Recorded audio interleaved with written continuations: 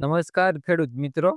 આજે આપણે વાત કરવાના છીએ તાડપત્રી સહાય યોજના 2025 વિશે, જેની અંદર ખેડૂત મિત્રોને તાડપત્રી ખરીદવા માટે સરકાર દ્વારા 3,750 સુધીની સહાય આપવામાં આવશે.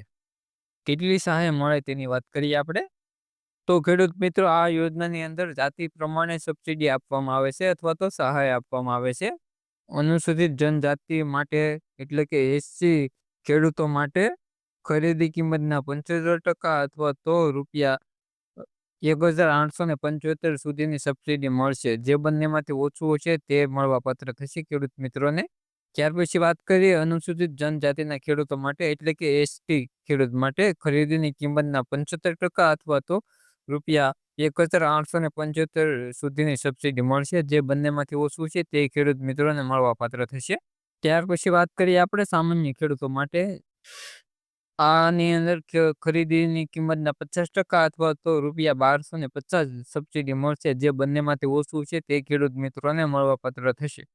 આ સહાય ખાટા દીઠ વધુમાં વધુ 2 નંગ આપવામાં આવશે.